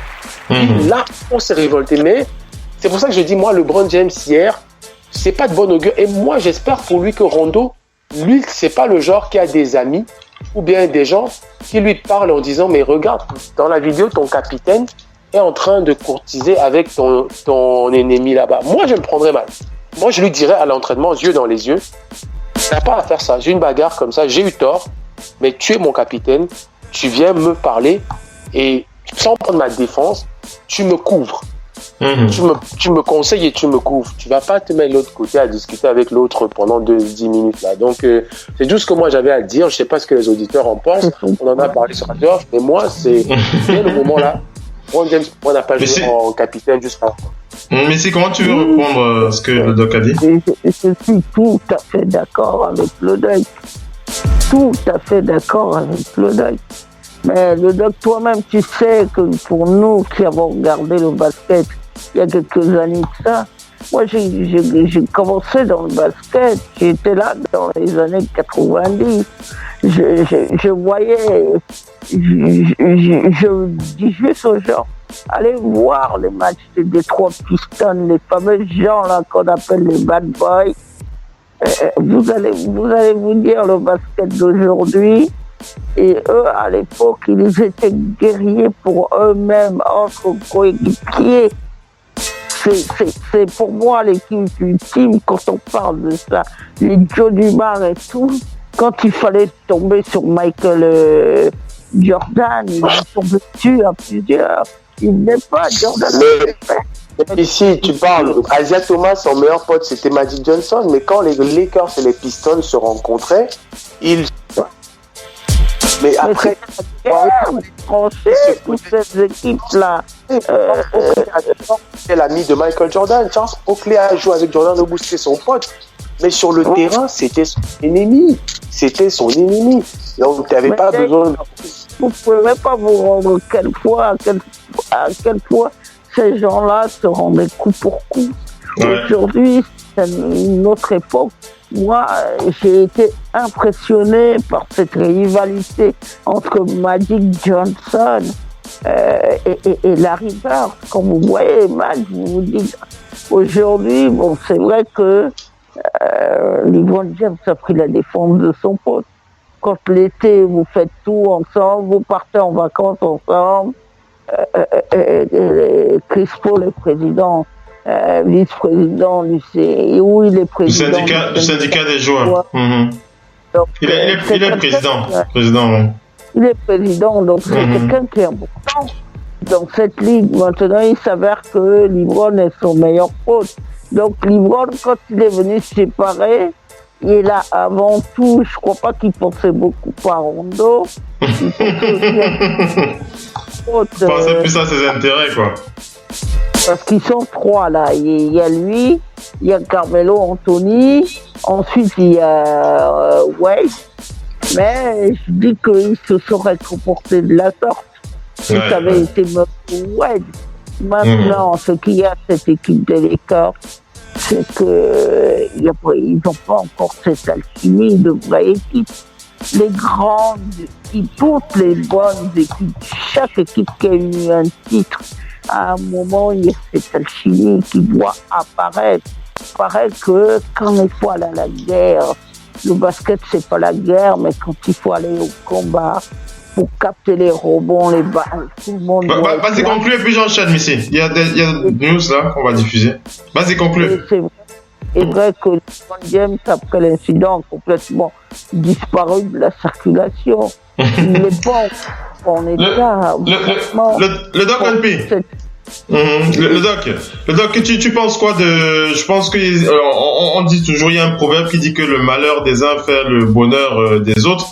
On va penser logiquement à Lonzo Ball qui lui pourrait avoir plus de temps de jeu. En tout cas sur les 3-4 prochains matchs, je vois bien Lonzo Ball qui peut être titulaire. Hein.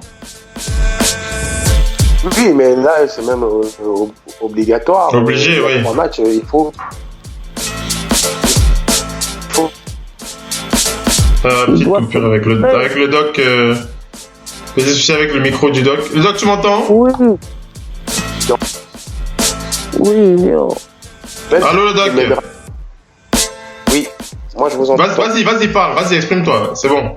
Je dis, même si Lonzo ne mènera peut-être pas toujours le jeu dans les faits, il sera sur le terrain comme le poste 1. Donc, ils ont besoin de ça, ils ont besoin qu'il prenne confiance et qu'il ait du temps de jeu. Cette équipe a besoin d'un leader qui les guide.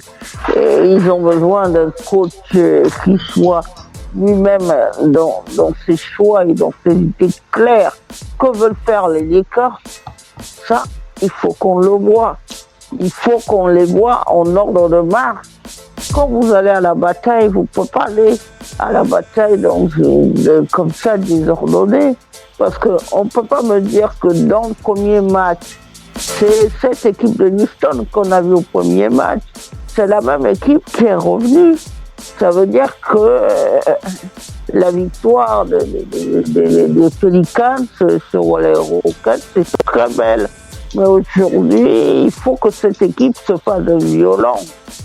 Chaque personne tienne sa place. Sinon, on sera là, la fin de l'année va venir, même dans les 8 premiers, ils ne seront pas. Vous n'allez pas au play-off parce que vous appelez les Lakers. Vous allez au play-off parce que vous avez les joueurs et parce que vous faites ce qui est demandé. Pour l'instant, il n'y a rien d'alarmant, il y a 82 matchs. Mais rapidement, il va falloir que les choses se mettent en place. Ouais, effectivement. Vas-y. Je voulais juste dire à nos auditeurs, rendez-vous le 14 décembre et le 20 janvier parce qu'ils ont 3 confrontations et les 2 prochaines, le 14 décembre prochain et le 20 janvier. On va s'asseoir devant la télé pour regarder ce match. Voilà. Alors, on va enchaîner avec la suite talk show. Alors, je voulais avoir vos analyses comme ça à chaud sur ce début de saison, sur cette semaine. Est-ce que à chaud comme ça, si vous devez faire une petite revue de ce que vous pensez de ce début de saison, que ce soit à l'est ou à l'ouest, on va commencer par le Doc ONP. Le Doc, comment tu as envie de réagir sur ton avis global de ce début de saison à l'est? Le début de saison, moi, ce début de saison, dans les 2 conférences, déjà pour globaliser, le niveau est très haut. Oui. Je sais pas s'ils vont tenir comme ça combien de temps, mais le niveau est très très haut. Les scoreurs sont en forme parce qu'il y a des gros scores aussi. Il y a des gros scores. Je ne sais pas si c'est les défenses qui sont pas encore en place, mais il y a beaucoup de scoring. Mais en même temps, les stars ne se cachent pas dès le début et elles sont pas en mode diesel. Hein. Là, c'est de l'essence, c'est du super directement. Ils se sont lancés à l'assaut. Toutes les grosses stars sortent les stacks pour faire gagner leurs équipes. Donc c'est très très intéressant. C'est Chaque très soir, lourd, on a envie de regarder les matchs. Par contre, s'il faut sélectionner maintenant par conférence, on a vu que à l'Ouest, chaque match, chaque confrontation est serrée et pour l'instant, on sent qu'il y a des favoris qui s'en sortent par rapport à leur star et à l'expérience. Ouais. Mais ils ne sont pas loin des autres. Là, actuellement, je peux pas te donner un classement parce que je sens... Non, c'est encore trop tôt. C'est encore trop tôt pour l'instant. Je dis oui, je peux même pas imaginer qu'il va aller en play-off parce que je sens bien Portland. Je peux imaginer qu'il va aller en play-off, mais je peux pas te dire dans quel ordre parce que je sens bien Portland. N'oublions pas que la Nouvelle-Orléans, que eux, les Clippers dont on parle ce soir là, et finalement ils n'ont pas mauvaise gueule. Il y a plein d'équipes. Denver, ça me confirme tout le bien que je pense d'eux. Michael Porter Williams n'est même pas encore sur le terrain. Isaiah Thomas n'est même pas encore à fonder sur le terrain, mais Denver a une équipe digne du top 5 de cette conférence et très très dangereux. Donc, il y a du danger à tous les étages. Cette conférence Ouest va nous réserver beaucoup de surprises. D'une des plus belles saisons serrées de l'histoire. Oui, ça va être très très surprenant. Missy, comment tu as envie de réagir? Moi, je vais le prendre avec Vas-y, Missy, tu as des impressions sur ce début de saison? Après, on va clôturer l'émission. Vas-y. Que les meilleurs joueurs sont là. Ouais. Et Kevin Durant et autres, quand ils s'en vont bagarrer face à Utah, vous attendez ni plus ni moins de Kevin Durant d'être là et de vous porter. Rendez-vous compte. Fin de point. Non, la première mi-temps, il est omniprésent, Stephy est là et tout ça. Les valeurs sûres sont là. Ils sont là pourquoi? Parce que ils ont les Embiid et tout, les Giannis que vous voyez très bons, les Anthony Davis, parce que c'est les gens qui ont la maîtrise des fondamentaux. C'est les gens qui pourraient jouer au basket les yeux fermés. Kevin Durant, quand il est sur un terrain, il sait qu'à cet endroit-là, le tir, quand il prend un tir, ça tombe automatiquement dedans. Vous lui tombez dedans, il vous prend au lancer franc.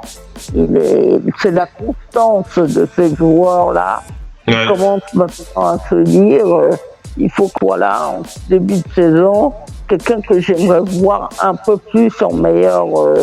bon, il revient de blessure, hein, c'est Kyrie Irving. Je doute pas qu'avec le temps, il va trouver son rythme.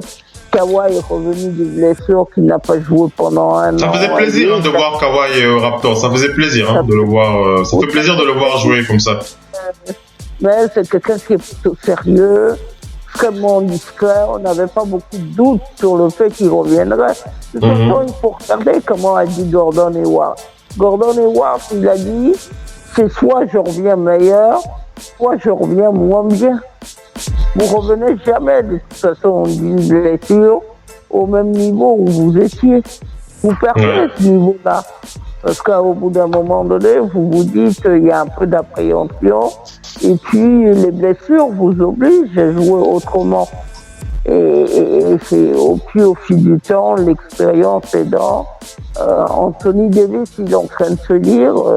le titre d'MVP, c'est cette année que je le veux. Écoutez un peu le Doc ONP. J'ai envie d'écouter le Doc sur les Raptors. Le Doc ONP, les Raptors t'ont fait plaisir aussi sur les deux. C'est ce qu'on a vu pour l'instant, une équipe plutôt assez équilibrée. Kawhi Leonard qui prend, avec un nouveau rôle, on rappelle, Kawhi Leonard qui est vraiment le rôle là aux Spurs, mais on va dire comme ça, de façon intérimaire. Maintenant, c'est lui le boss.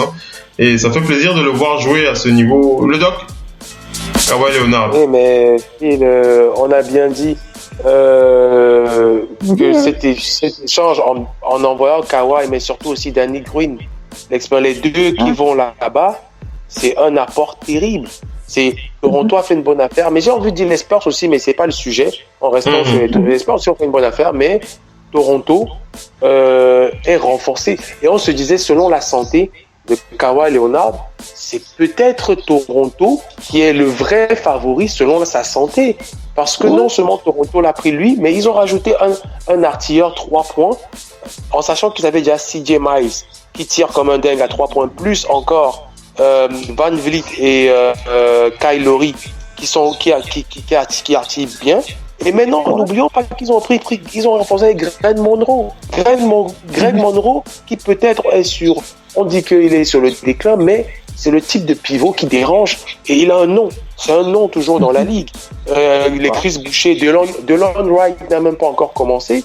Toronto est super complet. Ils ont un effectif qui est là pour emmerder tout le monde et voir arriver en cette finale. Le match de l'autre jour, tel qu'on l'a vu, je suis désolé pour les Sixers pour l'instant, Raptors contre Celtics, ça ressemblait à une finale de conférence qu'on veut voir. Ça ressemblait énormément à un type de 7 confrontations qui vont être serrées à folie.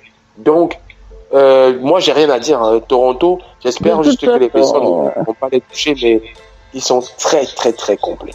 En tout cas, ils font très, très plaisir à voir. Vas-y, Messi. De toute façon, à l'Est, les meilleures équipes sont dans cette division. C'est Atlantique, c'est ça. C'est cette conférence où il y a Boston, Toronto. C'est là où il faut chercher probablement celui qui va terminer premier des saisons régulières à l'Est.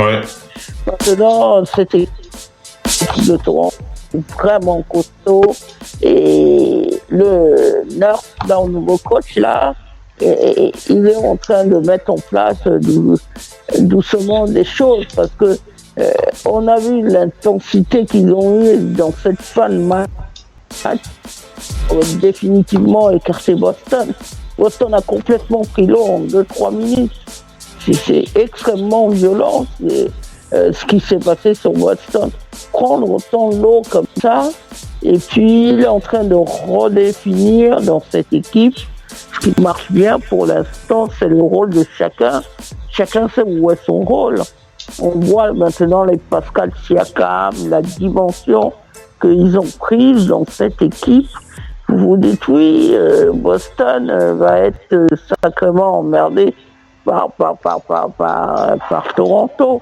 Et rien ne dit qu'au final, s'il y a une finale de conf, ça soit pour Boston. Il va falloir... Un dernier mot. Voilà, un dernier mot pour cette conférence Ouest. J'aimerais bien avoir une pensée pour Gordon Hayward. Pour qui on avait, enfin pour moi, j'étais un petit peu, j'avais peur, on va dire ça comme ça, pour les débuts de Gordon Hayward. Mais on va dire que les choses sont plutôt, on va dire que la Scoumoun ou la Guigne, je sais pas quoi, elle s'en est allée. En tout cas pour ce début de saison, mais ici Gordon Hayward, Gordon Hayward, on va pouvoir le voir s'exprimer. Il a dit aux interviews, c'est soit je retrouve jamais mon niveau, je suis moins bon, soit je reviens mieux que ça. Il faut espérer que ce soit l'autre qu'il revienne mieux que ça. Mais en tout cas, ça fait plaisir de voir Gordon Hayward en bonne santé. Ça fait plaisir de voir Gordon Hayward en bonne santé. Le Doc Onpi, Gordon Hayward qui a passé l'examen du premier jour. Avec les Celtics, on espère une bonne saison du shooter des l'ailier des Celtics. Son temps un peu limité, mais sans forcer, on remarque que il met ses paniers à mi-distance. Son petit jump shoot à mi-distance est toujours là. Parfois, il court le risque. Le traumatisme s'en va, il pénètre. On sent qu'au début, il a souvent cette appréhension. Il y va. Donc... Et il l'aimait parce qu'il est assez costaud, c'est quelqu'un qui a des épaules. Donc, il y va, ça va. Donc, tu sens que d'ici 3-4 mois, s'il n'a aucun pépin, au fur et à mesure, et comme je dis, ces Celtics aimeraient juste que tout le monde arrive en santé parce qu'il leur a manqué leurs 2 stars en playoff pour peut-être gagner même ce titre l'année dernière ou au moins arriver en finale. Donc, je pense que cette année, leur problème, c'est juste d'arriver en playoff tous en santé, que ce soit en première, deuxième ou troisième position, ça va pas être trop leur problème. Ils vont vouloir juste être en santé. Et je passe peut-être un petit big up. Vas-y. À Trae Young qui est en train tout simplement. Vas-y, donne tes stats. Vas-y. Actuellement, parce que Atlanta se déplace à Cleveland. Certes, Cleveland n'est pas l'équipe la plus dangereuse, mais il a tout simplement 21 minutes, 21 points à la mi-temps. Wow. Déjà 29 minutes. Trae Young, surtout 4 sur 8 à 3 points déjà. 4 sur 8 à 3 points. Donc, il a 50% à 3 points. Et je sens que ce soir, Trae Young est peut-être parti pour faire le meilleur score des rookies de cette début de saison.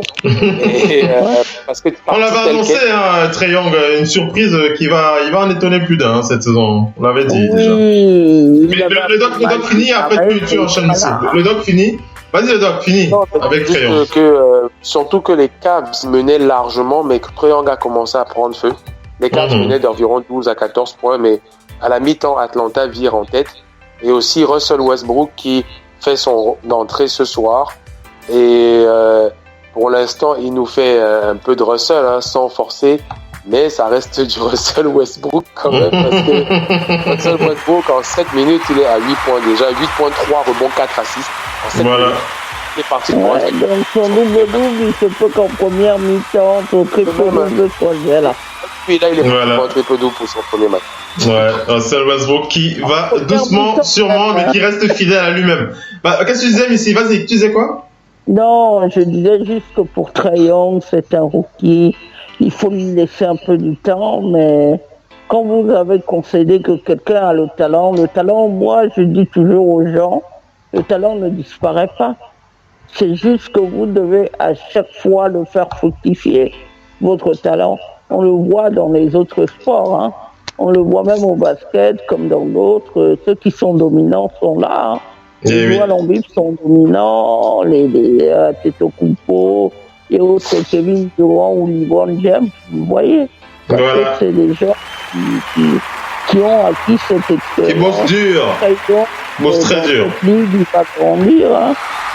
Atlanta, peut-être pas en playoff, mais il fera une très bonne saison de rookie.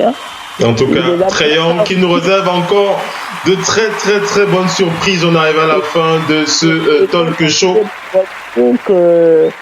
Westbrook, on connaît son énergie sur là. On arrive à la fin de ce talk show, mesdames et messieurs. Total Africa NBA est à présent terminé. Une belle émission.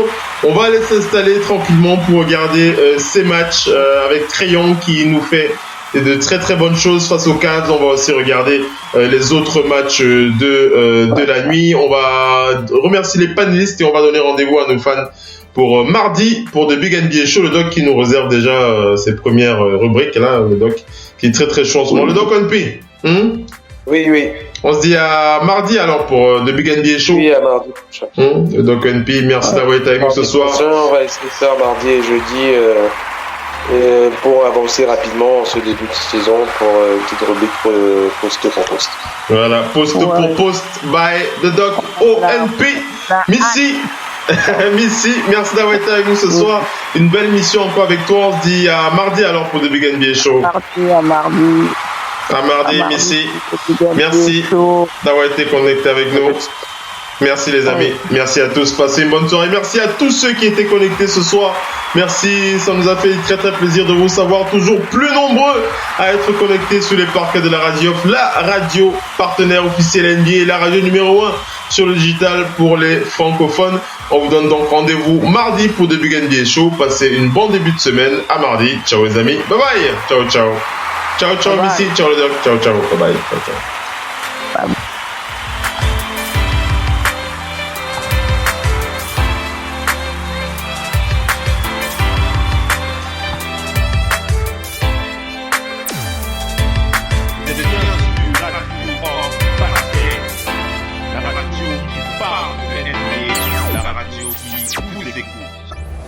Basketball, c'est mieux à la radio. Parce que pas de nous emmerder, ils passent leur temps à se foutre sur la poire. À propos de leur mère, si tu savais comme elles sont tard. Allez! Ouais, vous là dans le trou! rappelles de Raymond? Un point pour toi, un point pour toi. Je suppose qu'il doit être en conditionnel. Je me demande bien comment on a pu le libérer sur parole, ce mec. Quant à ces deux-là, on ferait peut-être bien de s'en méfier. Lui, c'est Flight, lui, Willy. Ils savent jouer, ces mecs, c'est eux qu'on aura en finale contre nous. Ouais. Oh, c'est chiant ce jeu, c'est trop facile. Non, ce jeu c'est trop facile. C'est trop facile. Non, ce jeu c'est trop facile. Ouais. Vous êtes bien sur Radio Off Basket. La radio qui vous parle de NBA. La radio qui vous écoute.